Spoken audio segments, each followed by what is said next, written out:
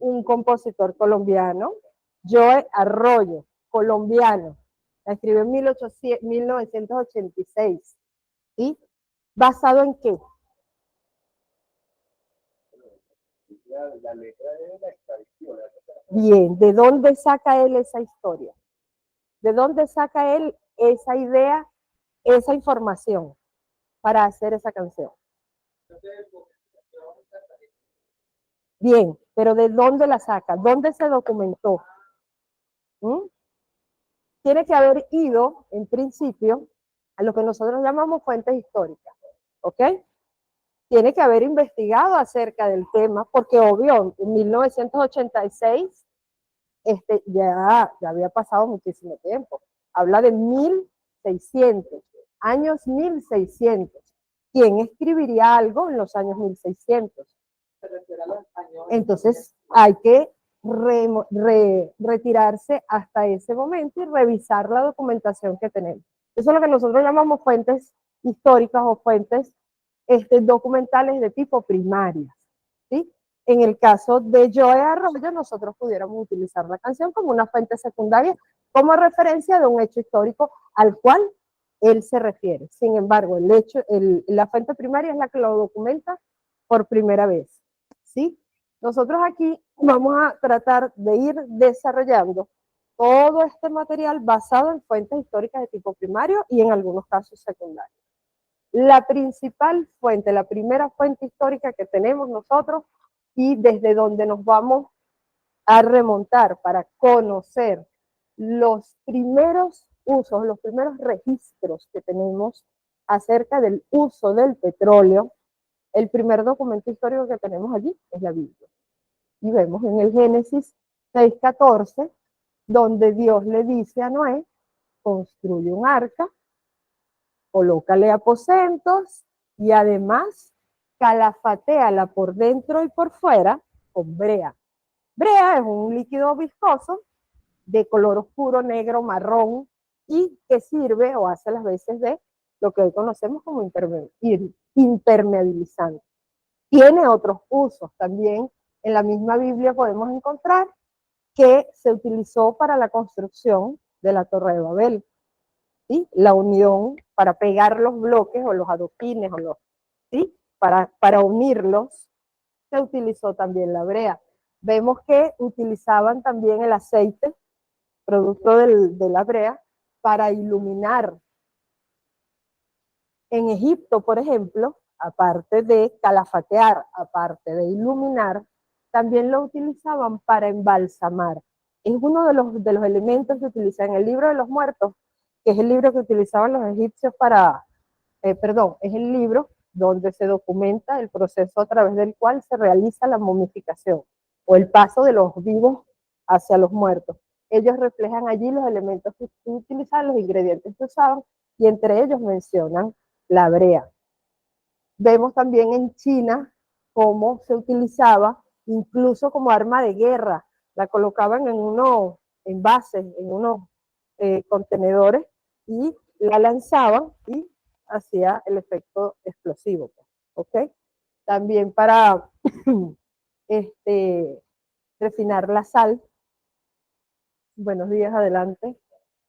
En México también tenemos registros de su uso. Bien, gracias. De su uso en pintura, como pintura de sus ornamentos. Bien, en Estados Unidos como maquillaje. En Venezuela también, nuestros aborígenes para calafatear las embarcaciones y también como maquillaje. Pero en términos generales, tenía los mismos usos en casi todas las culturas antiguas. ¿Ok? En casi todas las culturas antiguas de una u otra forma. Ojo, en el único lugar donde se extraía del subsuelo era en China y en manera muy rudimentaria, con un aparato que era como una chícura, pero redonda, lo unían a un bambú y entonces, bueno, iban perforando y salía casi de forma natural. De resto, era lo que se encontraba por allí, emanaba de manera natural y entonces le daban uso.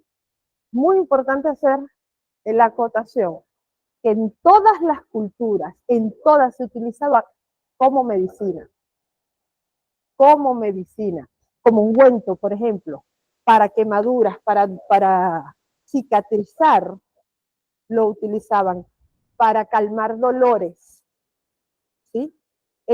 Y algo que me llamó mucho la atención es que como inhalador, para la gente que tenía problemas respiratorios, servía de calmante, como nebulizador, por el fuerte olor que tenía. A mí me produce todo lo contrario, pero bueno. Fíjense, de hecho tenemos por allí un registro también. Buenas, adelante, bienvenido, ¿cómo estás? Un señor llamado Francisco de Castellano, que era tesorero de Nueva Cádiz. Él registró en sus diarios que tenían los europeos cuando estaban aquí como colonos, ellos llevaban un diario y en uno de esos diarios se encuentra un registro del primer envío que se hizo, el primer envío de un barril de petróleo que se hizo a España. Esto fue en el año 1536 y se hizo con la finalidad de enviárselo al emperador Carlos V, que sufría de gota. La gota es producida por el exceso en el consumo de carnes rojas y aunque no curaba el petróleo, calmaba las dolencias. Profe, vemos ya en el año 1806, vamos a remontarnos un poquito más adelante, todavía nosotros tenemos acá presencia de los europeos aquí en nuestro territorio americano, y vamos a encontrar en reiteradas ocasiones algunos investigadores europeos que venían al continente con la finalidad de hacer investigaciones de tipo científica, ¿ok? O investigaciones sí, geográficas. Ellos elaboraban sus informes de lo que observaban en el territorio para enviarlo allá. Ustedes ya saben con qué finalidad, ¿no? Ya más adelante lo vamos a describir. En el año 1806 nos encontramos con el francés François Dupont en su obra Viajes a la parte occidental de tierra firme en la América Meridional. Él señala cómo los habitantes adyacentes al lago de Maracaibo recogían de los resumideros forjados las emanaciones naturales de petróleo. ¿Okay? Ya ahí hay un registro de cómo los habitantes de acá de nuestro territorio ya originarios recogían, no procesaban, solo recogían pero habla de que había resumideros, ¿sí? De Mene, en este caso el nombre que se le da es Mene. Entre 1816 y 1831 nos encontramos con un registro que hizo Alejandro Humboldt, muy conocido por todos los estudios que hizo, es un naturalista. Él estudió nuestra flora, nuestra fauna, nuestra geografía, y elabora un documento llamado Viaje a las regiones equinocciales del nuevo continente. Y allí en ese documento hace un estudio bien descriptivo, bien detallado acerca de la presencia de Mene y menciona que el Mene lo encuentran en toda la parte norte del territorio venezolano. Profe. Así vemos que entonces, ya en 1829, nuestro libertador promulga un decreto visionario que le llama Decreto de Minas. El 24 de octubre de 1829, Simón Bolívar promulga una legislación visionaria, un decreto que reservaba la propiedad de las minas de cualquier clase, no estamos hablando de reservas petroleras, estamos hablando de minas, pero las incluye, evidentemente. Reserva la propiedad de las minas de cualquier clase a la República. Esta es la base de nuestra doctrina jurídica de los siglos venideros. Este principio ha sido la piedra fundamental de la propiedad del Estado sobre los hidrocarburos y del concepto de soberanía sobre los recursos naturales. Nosotros en este momento estamos pasando por un proceso en 1829 en el cual ya se tiene previsto la posible separación de Venezuela de la Gran Colombia, ya es casi inevitable, Entonces, una de las acciones que toma Bolívar para preservar nuestros recursos y generar un primer paso de soberanía de nuestro territorio es desarrollando esta ley de minas. Otros estudios, ya en este caso lo hace un venezolano, nuestro queridísimo y muy reconocido doctor José María Vargas. En 1839 él presenta un informe ante el Ejecutivo Nacional, un informe sobre el petróleo, y allí describe las facultades que tiene este hidrocarburo. Él allí asevera que este hallazgo es más precioso, palabras textuales, más precioso y digno de felicitación que el de las minas de plata y oro. Se supone que este es el primer informe sobre el petróleo en el mundo, mas no fue reconocido como tal, ¿sí? A pesar de haber sido el primero. 16 años más tarde, un estadounidense llamado Benjamin Silliman, él escribe también un reporte más o menos similar, pero es a él a quien se le da el reconocimiento por haber sido el primero, ¿sí? Ahora bien, ya para 1859, la explotación petrolera con fines comerciales ya se había estado desarrollando en otros, fuera del territorio venezolano. Es así como encontramos que en Pensilvania ya se descubre la capacidad del petróleo como fuente de energía, ¿sí? En una finca, ¿cómo es? ¿Cómo es? Totesville, Titusville, algo así. Titusville, creo que se llama la hacienda, en donde se comienza a explotar. Profe.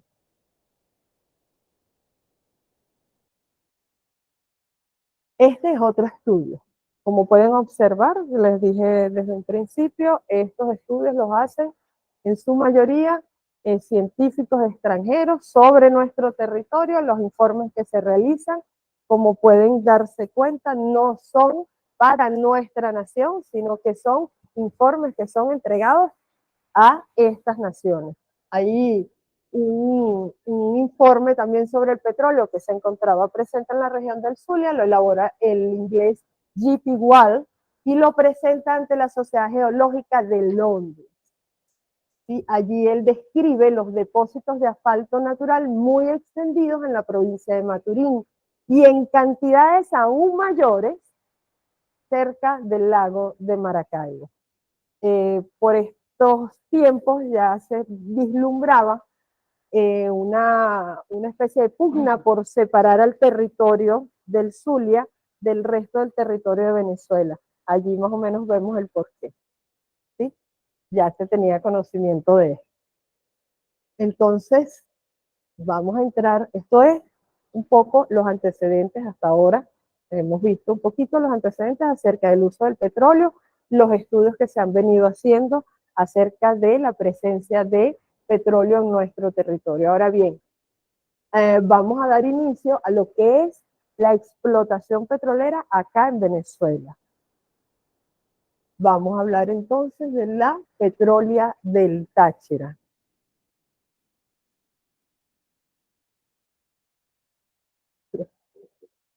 Ajá. En 1875, ¿sí? Vemos en Venezuela, luego del terremoto en Táchira del 18 de mayo, emana de manera natural petróleo en la finca cafetalera La Alquitrán, estado Táchira. En el estado Táchira había una finca cafetalera cuyo propietario era el señor Pulido.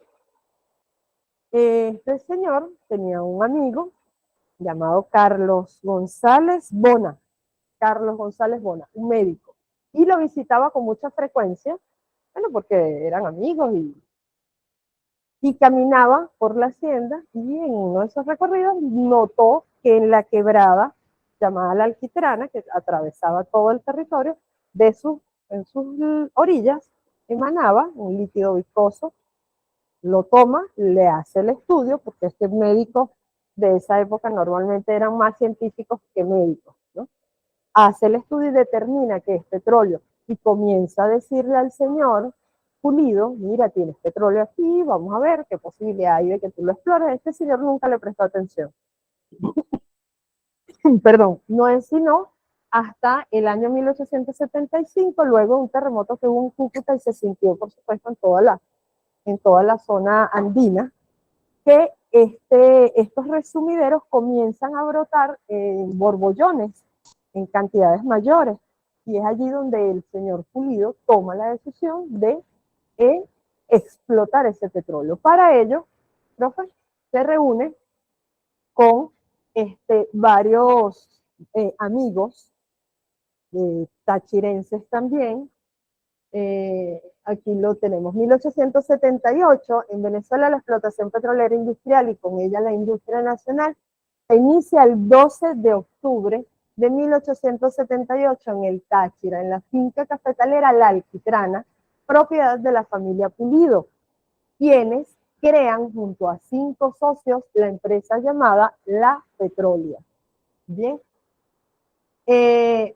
Para la explotación, óigase bien, almacenamiento, refinación, transporte y comercialización de los derivados del petróleo. Estos compañeros son los siguientes: doctor Carlos González Bona, el doctor que recorría con el señor Pulido los terrenos de la Alquitrana, el señor Pedro Rafael Rincones, que ya lo vamos a nombrar otra vez, José Antonio Baldó, Ramón María Maldonado, José Gregorio Villafañe Quevedo y don Manuel Antonio Pulido, el dueño de los terrenos de la hacienda La Alquitrán.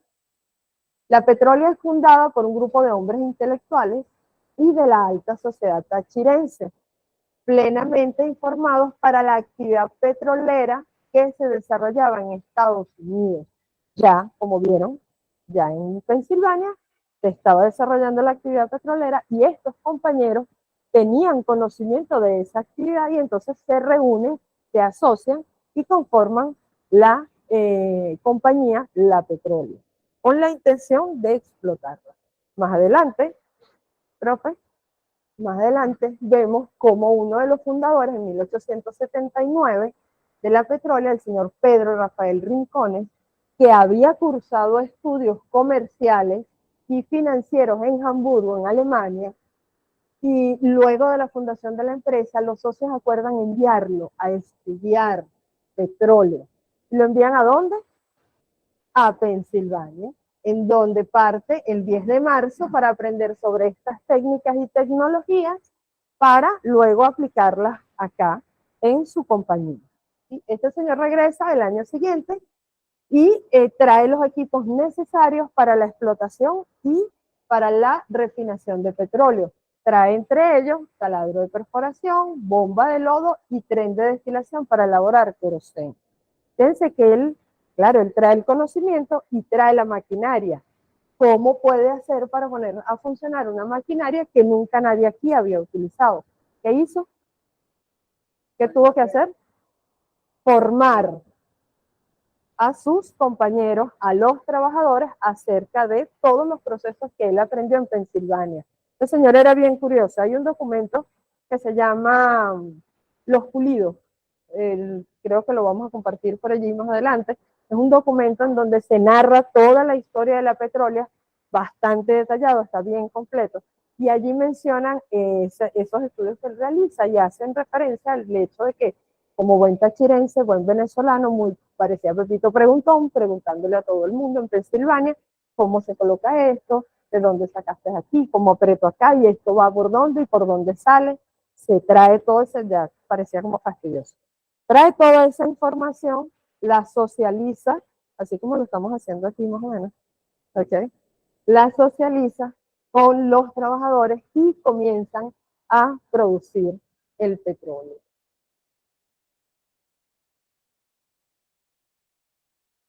En 1883, ya La Petrolia produce su primer barril de petróleo. ¿De dónde? De un pozo. El primer pozo petrolero comercial que se llamó Eureka. Ellos le llamaron Eureka. ¿Qué significa Eureka? He aquí, lo he encontrado. Y lo refina para producir queroseno. Buenos días. Y lo refina para producir queroseno. Ya contaban con una refinería ya desde 1880. En la medida en que se desarrolló el transporte en base a combustibles fósiles, se produjo entonces gasolina y gasoil. Aquí tenemos una imagen. El primer pozo de la petrólea se llamó Eureka y fue completado en 1883.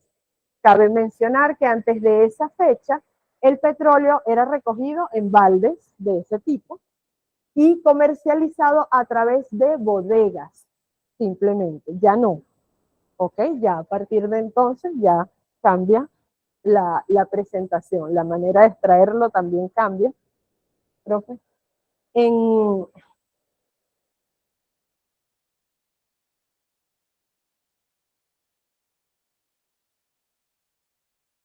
Caramba. Normal, no pasa nada. En 1884, ya el Estado venezolano le da la concesión a la compañía por 50 años en un área de 100 hectáreas. Se la da a Manuel Antonio Pulido, que es el socio principal de la compañía. Durante 50 años, un área de 100 hectáreas que va entre Cerro Negro y lo que es la Alquitrana, cerca de Rubio. En 1887 vemos que ya para esa fecha se habían perforado una totalidad de 8 pozos con una profundidad máxima de 95 metros. ¿Por qué tan poquitos metros?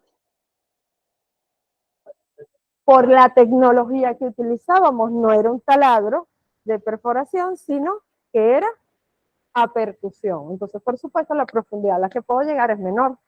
Sin embargo, la producción, fíjense, allí la tenemos. Más adelante vemos que para la segunda década del siglo XX ya la petrólea era dueña de 8 estaciones de gasolina. Por supuesto, si puedo abarcar toda la cadena de valor, entonces ya produciendo gasolina puedo hasta colocar las bombas. ¿Sí? Su mercado abarcaba la región andina, toda la región andina, occidente y las provincias colombianas fronterizas. ¿Sí? Ya abarco bastante. Aquí tenemos un mapa de un plano de los terrenos petroleros de la petrólea. Pero si lo indica el micrófono, no sé si puede indicarlo con el cursor. Ok. Entonces, bueno, fíjense que ya su mercado era bastante amplio, tenía toda la zona andina ocupada. Comercialmente, ahí vemos, dice, plano de los terrenos de la petrólea, Manuel Antonio Pulido, Estado Táchira, Venezuela. Profe. La petrólea llegó, como lo estábamos diciendo, a integrar todos los eslabones de la cadena de valor, empezando por la explotación, almacenamiento, refinación, transporte y comercialización de los derivados. Una empresa completa, venezolana, con tecnología, con trabajadores venezolanos, ¿sí? Abarca toda la cadena de valor y cuenta con la tecnología más avanzada de la época, independientemente de que ya para entonces ya se habían dado por allí otras concesiones, pero esta la tenemos primero una compañía compuesta por puros venezolanos, con inversión de su capital venezolano. Seguimos, profe. Ya va, permítame un segundito. Aquí en esta imagen, ¿pueden leer alguno? La petrólea no solo marca el inicio de la industria petrolera venezolana, sino que cosecha triunfos en la explotación, refinación y mercadeo de estos recursos. Pasamos, profe. El trabajo que se llevaba a cabo para la obtención de los productos era similar al que se realizaba en Estados Unidos, obvio, porque me traje toda la formación de allá y la tecnología de allá. Y entonces, por ejemplo, para la refinación, en 16 horas se obtenían 60 galones de gasolina, 150 galones de gasoil, 165 galones de querosén y 220 galones de residuos. Ahí tenemos una muestra de lo que sería uno de los primeros flyers, ¿ok? Una publicidad hecha por la compañía donde reza lo siguiente: la empresa petrolera del Táchira avisa al comercio de esta plaza que sus productos, gasolina, querosén, carbolinio y alquitrán, los vende directamente a quien los solicite. Precios reducidos, pero al contado. Pida informes por el teléfono número 56. Atentamente, Nancy.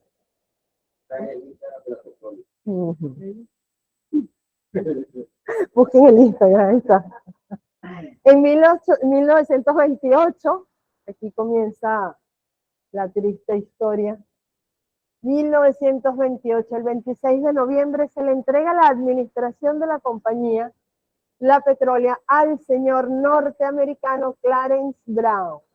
Este señor, un norteamericano, viene a Venezuela, se decía por allí que era un cazafortunas, bohemio, y bueno, nada, encontró la oportunidad de casarse nada más y nada menos con la hija del papá de los helados, ¿ok?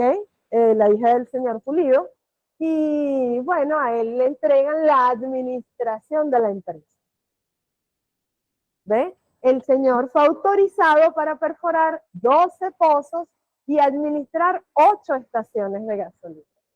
En 1934, el Estado venezolano, bajo la presidencia de Juan Vicente Gómez, no renovó la concesión de la primera empresa venezolana, la primera compañía petrolera de Venezuela, o Petrólea del Táchira.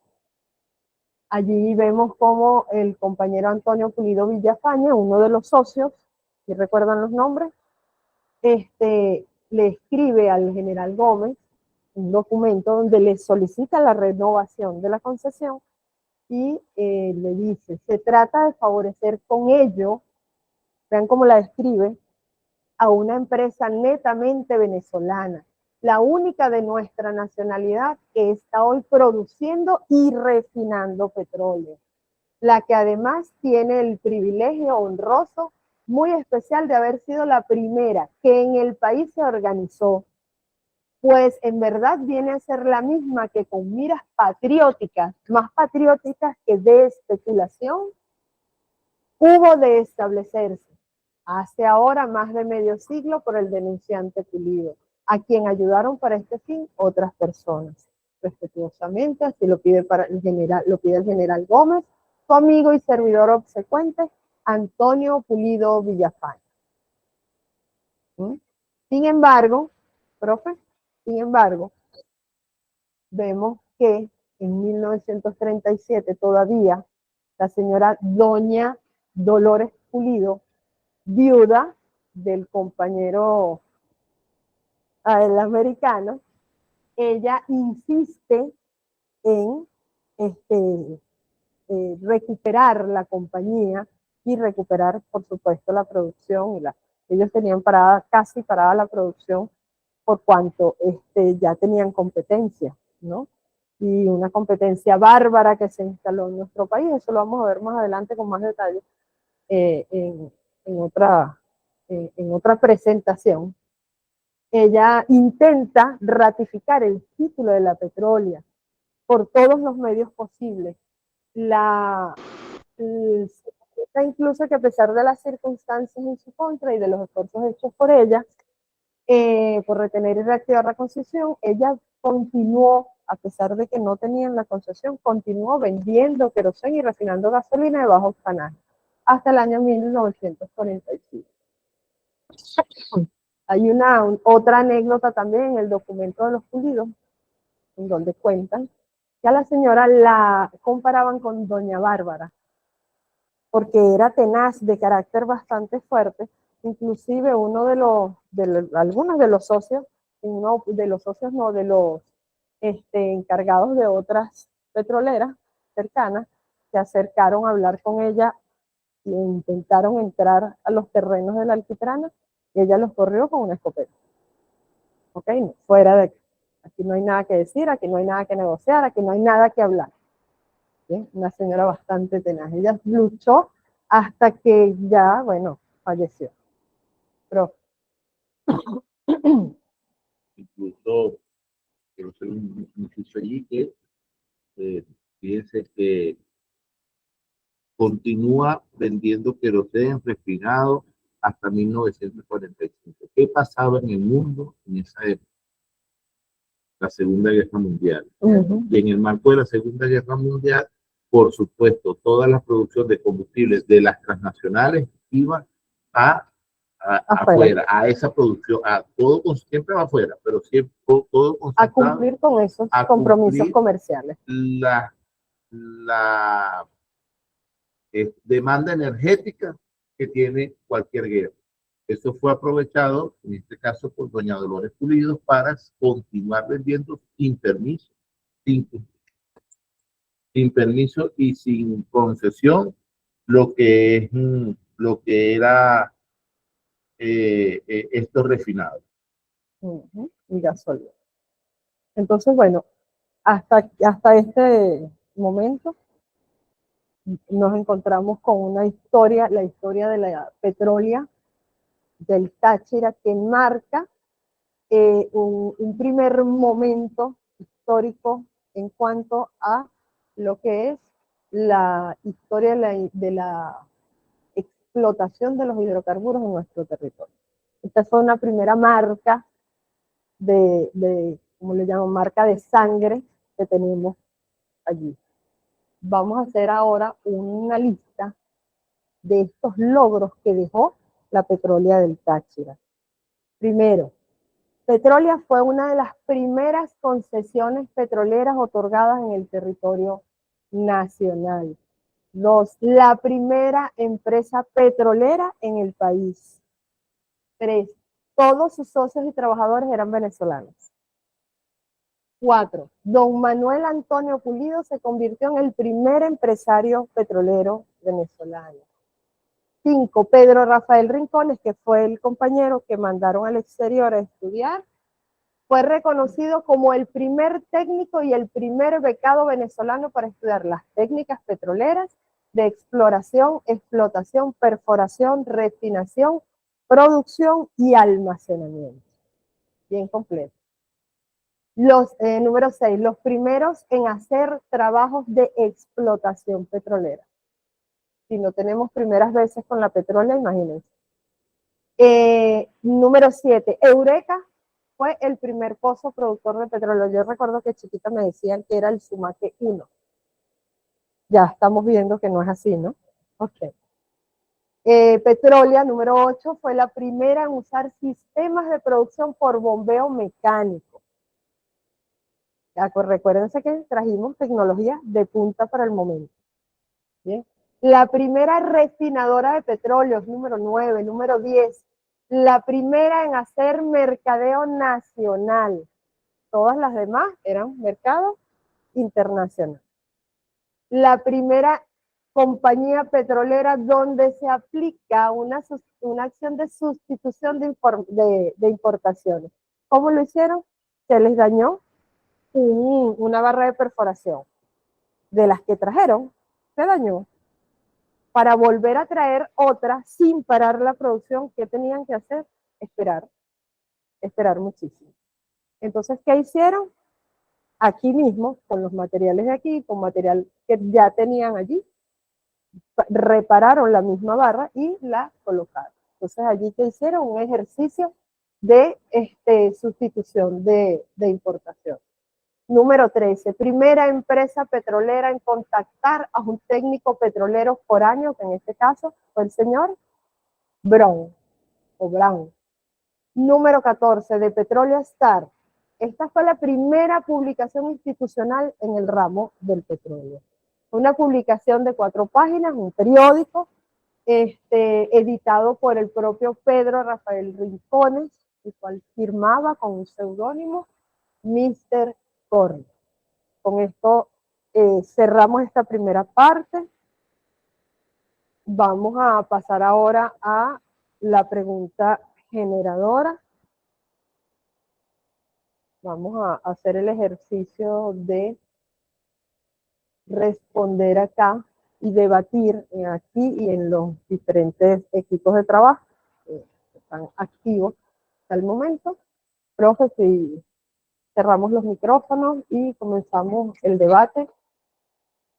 Sí, bueno, yo estoy viendo que tenemos relativamente pocas conexiones entre los compañeros de la plataforma Meet y la plataforma Exit PDVSA.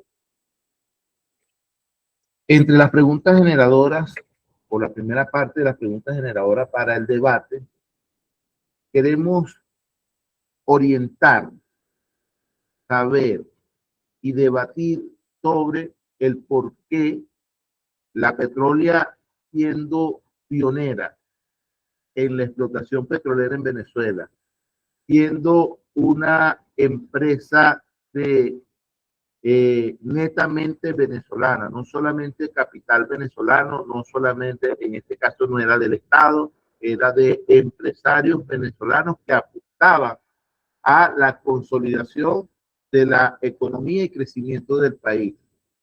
¿Por qué entonces no se consolidó en el desarrollo de la industria de los hidrocarburos? Una industria naciente a nivel mundial, una industria en la cual la petrólea tenía la tecnología de punta del momento, tenía el conocimiento y inició con los equipos de alta tecnología. ¿Por qué entonces no se consolidó en el desarrollo de la industria de los hidrocarburos? Vamos a ir cerrando los micrófonos.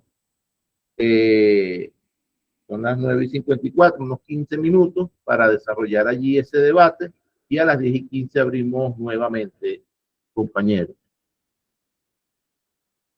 ¿Les parece? ¿Estamos de acuerdo? Aquí, correcto, copiado, de acuerdo. Ok, nos vemos a las 10:15 entonces.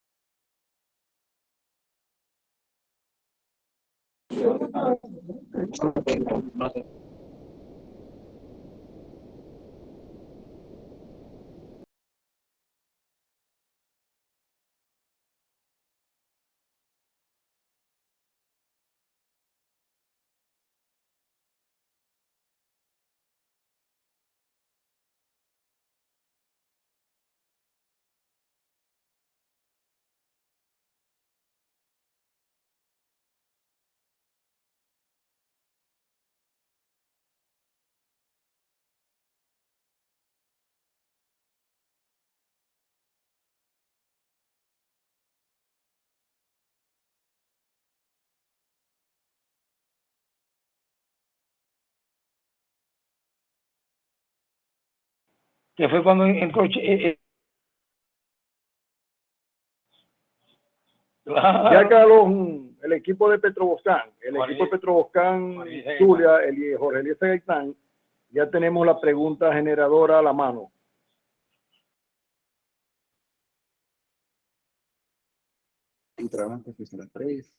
Ah, ya vamos a entrar en el debate ya, Petroboscán. Entonces, el PJ, Resol.